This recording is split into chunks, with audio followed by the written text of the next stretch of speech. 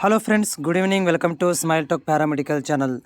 Friends, ಈ ವಿಡಿಯೋದಲ್ಲಿ MSc nursing ವಿದ್ಯಾರ್ಥಿಗಳಿಗೆ ಯಾರೋ MSc ನರ್ಸಿಂಗನ್ನು ಕೌನ್ಸ್ಲಿಂಗಿಗೆ ಒಂದು ಫೈನಲ್ ರೌಂಡಿಗೆ ವೇಟ್ ಮಾಡ್ತಾಯಿದ್ದಾರೆ ಅಂಥ ಅಭ್ಯರ್ಥಿಗಳಿಗೆ KE ವತಿಯಿಂದ ಅಪ್ಡೇಟ್ ಆಗಿರುವಂಥದ್ದು ಒಂದು ಸ್ಪೆಷಲ್ ರೌಂಡನ್ನು ಅಪ್ಡೇಟ್ ಮಾಡಿದ್ದಾರೆ.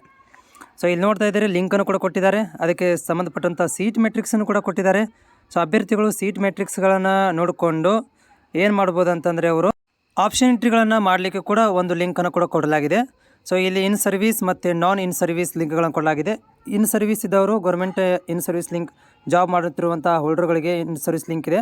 ನಾನ್ ಇನ್ ಸರ್ವಿಸ್ ಅಂತಂದರೆ ಜಸ್ಟ್ ರೆಗ್ಯುಲರ್ ಕ್ಲಾಸಸ್ಗೆ ಹೋಗಿ ಮತ್ತು BSc ನರ್ಸಿಂಗ್ ಆಗಿ MSc ಮಾಡುವಂಥ ಅಭ್ಯರ್ಥಿಗಳಿಗೆ ಲಿಂಕ್ ಓಪನ್ ಇದೆ. ಯಾರೆಲ್ಲ ವಿದ್ಯಾರ್ಥಿಗಳು ಇನ್ನೂ ವೇಟ್ ಮಾಡ್ತಾ ಇದ್ದೀರಿ ಅಂತ, ಇದು MSc ನರ್ಸಿಂಗ್ ಇನ್ನೊಂದು ರೌಂಡ್ ಯಾವಾಗ ಬರುತ್ತೆ ಅಂತ ಕೇಳ್ತಾ ಇದ್ರು. ಸೊ ಲಿಂಕ್ ಅಪ್ಡೇಟ್ ಆಗಿದೆ. ಸೊ ಇವಾಗ ನೀವು ಆಪ್ಷನ್ ಎಂಟ್ರಿಗಳನ್ನು ಮಾಡ್ಕೊಳ್ಬೋದು. ಅದಕ್ಕೆ ಸಂಬಂಧಪಟ್ಟಂತೆ ಡೇಟ್ಗಳು ಕೂಡ ಇಲ್ಲಿ ಕೊಟ್ಟಿದ್ದಾರೆ. ಇಲ್ಲಿ ನೋಡ್ತಾ ಇದ್ದೀರಿ, ಡೇಟ್ಗಳನ್ನು ಕೊಟ್ಟಿದ್ದಾರೆ. ಏನು ಡೇಟ್ ಇದೆ ಅಂತಂದರೆ ಇಲ್ಲಿ ಡಿಸ್ಪ್ಲೇ ಆಫ್ ಸೀಟ್ ಮ್ಯಾಟ್ರಿಕ್ಸನ್ನು 25 ತಾರೀಕು ಇವತ್ತು ಕೊಟ್ಟಿದ್ದಾರೆ.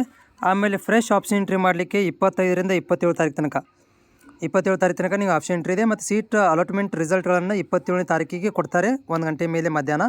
ಪೇಮೆಂಟ್ ಮಾಡಲಿಕ್ಕೆ 27ನೇ ತಾರೀಕು ಮತ್ತು last date of college reporting ಮಾಡಲಿಕ್ಕೆ ಕೂಡ 27ನೇ ತಾರೀಕಿಯನ್ನು ಕೊಟ್ಟಿದ್ದಾರೆ. ಅಂದರೆ 25 ತಾರೀಕಿನಿಂದ 27 ತಾರೀಕು ತನಕ ನಿಮಗೆ ಆಪ್ಷನ್ ಎಂಟ್ರಿ ಮಾಡ್ಬೋದು. ರಿಸಲ್ಟ್ ಕೂಡ ನಿಮ್ಗೆ 27ಕ್ಕೆ ಬರುತ್ತೆ. ಮತ್ತು ಪೇಮೆಂಟ್ ಮಾಡಲಿಕ್ಕೆ 27 ಕೊಟ್ಟಿದ್ದಾರೆ. ಆಮೇಲೆ ಅಡ್ಮಿಷನ್ ಆಗಲಿಕ್ಕೆ ಕೂಡ ಕೊನೆ ದಿನಾಂಕ 27ನೇ ಕೊಟ್ಟಿದ್ದಾರೆ. ಇದು ಸ್ಕೆಡ್ಯೂಲ್ನ ರಿಲೀಸ್ ಮಾಡಿರುವಂಥದ್ದು KE ದವರು.